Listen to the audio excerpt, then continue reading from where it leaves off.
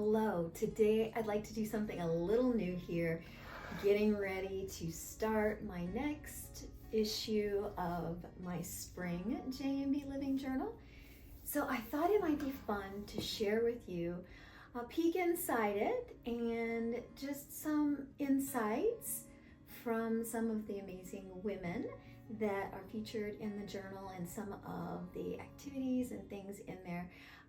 So some insights that you'll only get here, and hopefully that will help you with your own journaling practice, whether you use a JMB Living Journal or whether you just use a blank notebook. The thoughts that I'm sharing with you here hopefully will help you to improve and enhance your journaling practice. First thing you'll notice is you got two lovely cover options, and on our community cover this time we are featuring Rehan Tuplo, and she is one of the women in our JMB Living community that is actually in Turkey. And here is the little stamped bag that we have for this time, and the little extra gift is my favorite pen, which is a tool pen, and I've just put a little something on the pen to tell you how great you are. So they all have something a little bit different. So a little reminder here on the inside cover is a place to make a commitment to yourself, a commitment to choose you.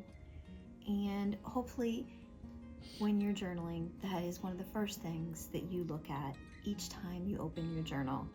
So there's always a little letter from me, if you will, about the new season. So here's our letter about spring, and the next space is for a place for your progress towards your goals and dreams, kind of walking you through really getting very descriptive about what that looks like and the action steps that will get you there, and that can serve as the basis for your vision board. You'll also have a number of affirmations and a place to work on making your mindset more positive, if you will. So you have to really be on the lookout for things that you tend to doubt yourself about. And when you find what those doubts are and how you're saying that in your mind, you can flip the script on that and make them a little bit more positive. So I really love the colors for spring that we have in our wellness trackers. And here, just a little quick suggestion is they don't necessarily have to be habits. You can track all kinds of things. Anything really that you want to get a little bit more insight in your life about.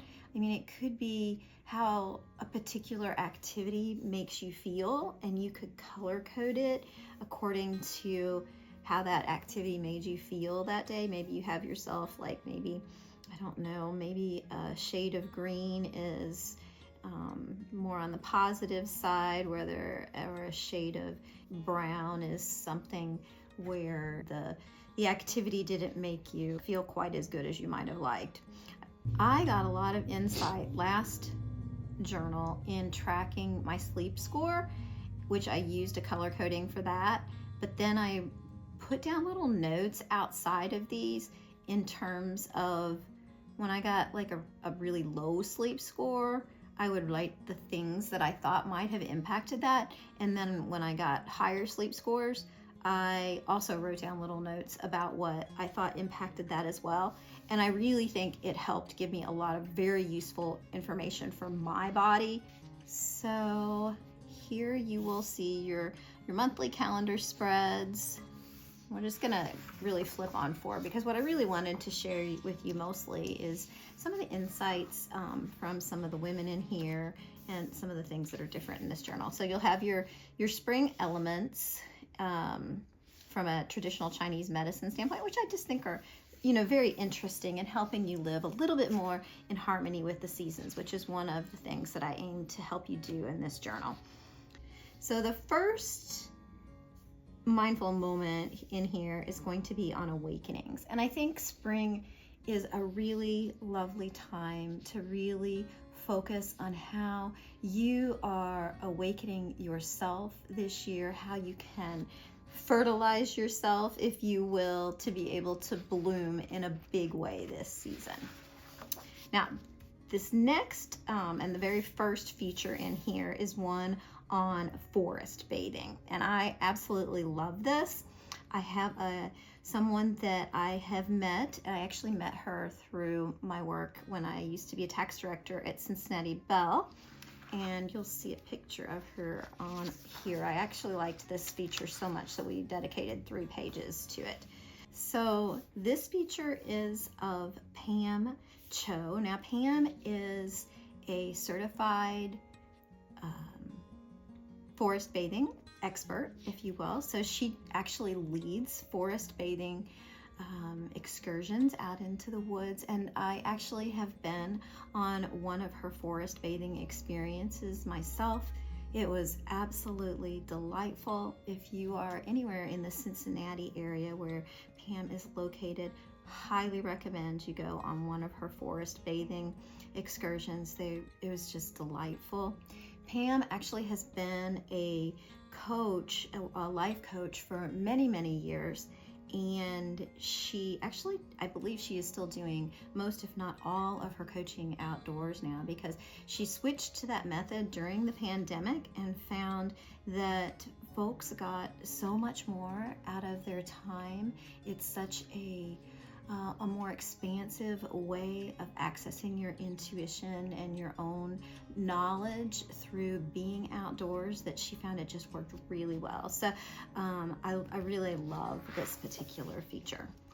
So we're going to flip on through here. The next one is on challenges, and you will see in here a little exercise that I have found extremely useful over the years, particularly when I find myself having challenges with a particular person or a particular relationship. And this is something that I have used many times and found it really, really helpful in softening my feelings and allowing me to feel differently, because whenever you have a sense of conflict, even if you don't resolve the conflict, it can be really helpful to soften your own feelings about that conflict, which this little exercise really can help you do. So that's that.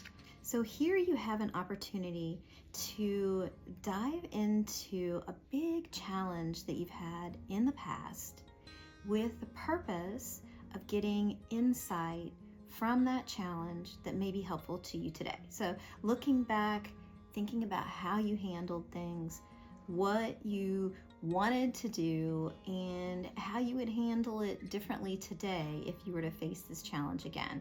So through those insights, you very may well also gather some insights that are helpful for something that you're going through right now. Maybe it's not exactly the same situation, but it might be something that insight can help you do things a little differently to help you through the challenge that you have right now. Or it may help you with something that you have in the future. So the next theme is on willpower, and there's a little exercise in here on how to strengthen your will that I have actually found to be really useful, and I have done it in years past many times over in the shower, because I find it to be a really easy place to practice this, so that you're kind of conquering 2 things at once. You're strengthening your will and you're getting clean in the shower. So we have a little meditation in here.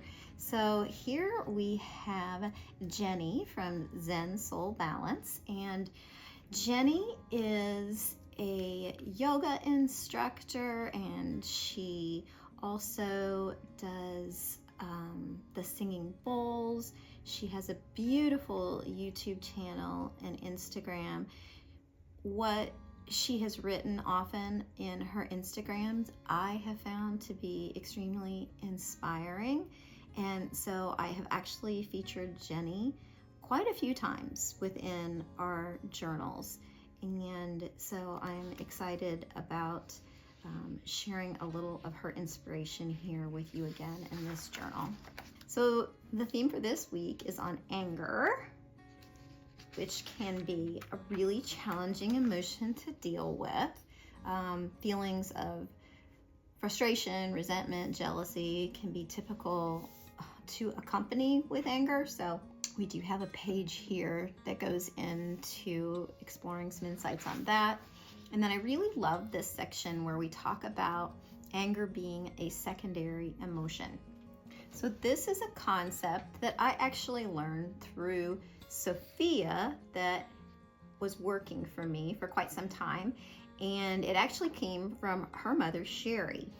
And I really, really appreciated the concept, because what it does is it has you think about why you're feeling angry and what are the feelings that are underneath the anger, because when you can address those, you are more likely to get to the root of the issue of your anger, and in the process also be able to understand how you can resolve it. Then we have a cleansing soak for your feet, a salt soak. And here we have a reminder of some things that you should no longer feel sorry for. These are actually all suggestions coming from some of the women within the JMB Living community and users of the journal.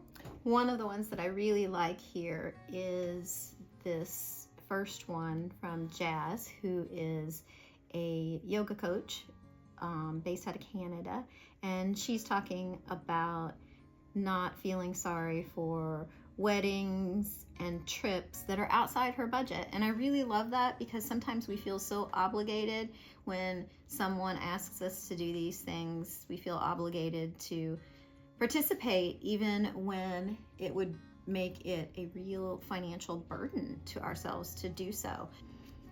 So we also have some tips for dealing with regret. And here is our lovely Rayhan also talking about things that you should no longer feel sorry for, because that's something that I think we do a little too much of. So next we have acceptance for a theme with a loving kindness meditation. Here we have one of my favorite poems that Michelle has written, and she called it In Pursuit of Goldilocks. And Michelle is someone that I became acquainted with early in starting the journal. I found her through her Instagram handle, Hiding Owl Diaries. She has some absolutely lovely poems there. They're so special, and if you like poetry, I definitely suggest you going and giving her Instagram account a look. She also, since I got to know her, has a book of her poetry as well called Windswept. And I was just talking with her through DMs the other day and found that she is actually in the process of writing a novel. How cool is that?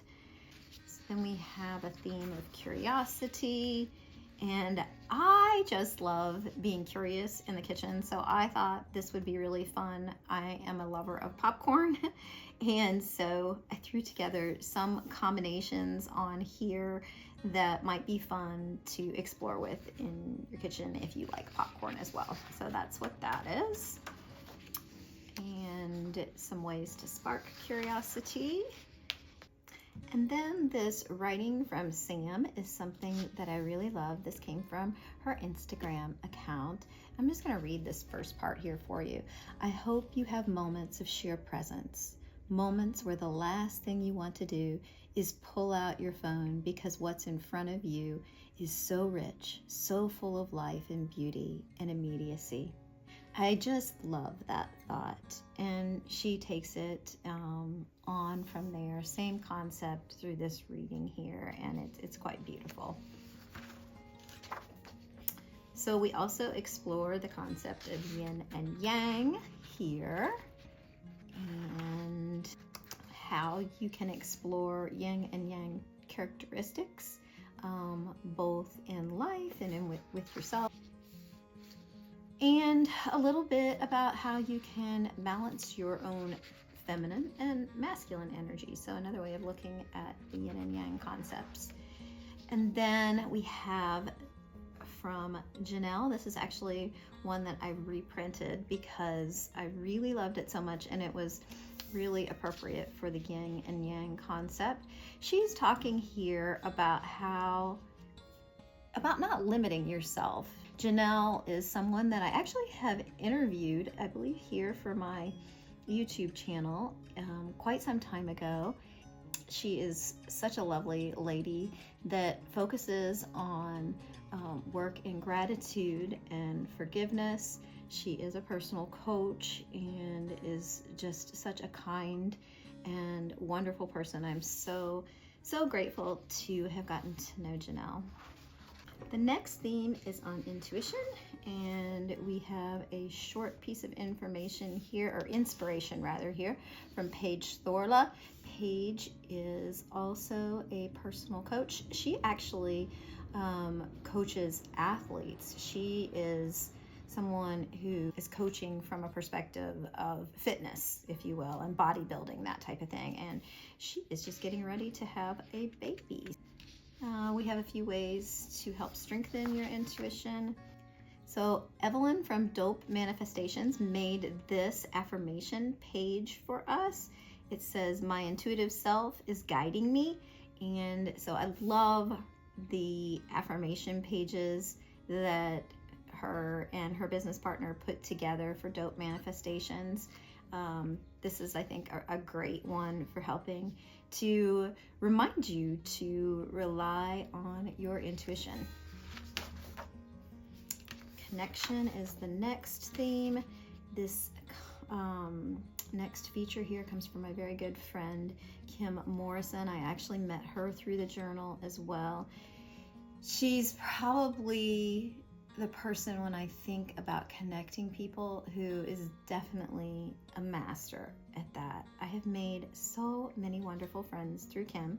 Kim's Instagram page is the Hygge Gathering, and I have featured her many times because she also has really great inspiration.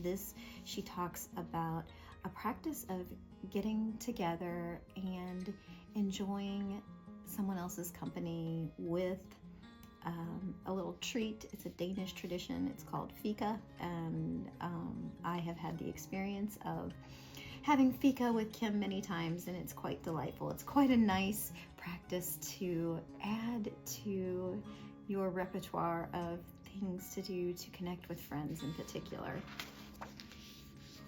So we talk about missed connections here.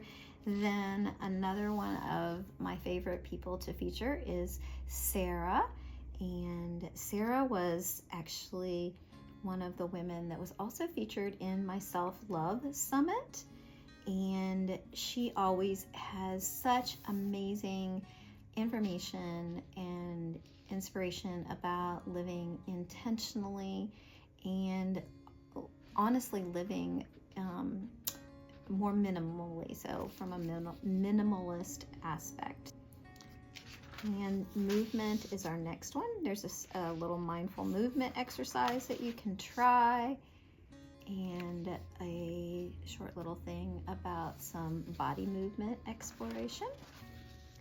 And along the lines of movement, I have found that doing some mindful walking is a great mindfulness practice, and so there's some tips in here if you'd like to give that a try, as well as what the benefits of doing that are. Then we have a theme of sunshine, and we have here Pola, and I really like her particular poem here. I'm not going to read it out here, but it's really good. I really like it a lot. This is another one that we featured in the past, and I wanted to reprint because I think it's so good. She is another person that has an absolutely wonderful and inspiring Instagram page. I really love following her. Her Instagram account is Honeybees and Me, and the reason I like following Paula is because of her focus on the beauty in the simple things. And she's got the cutest kids ever too, that she often will show on her Instagram page too. But it's like that, it's things that make you smile. So then we have a little meditation in the sunshine type thing, talking you through a sun salutation.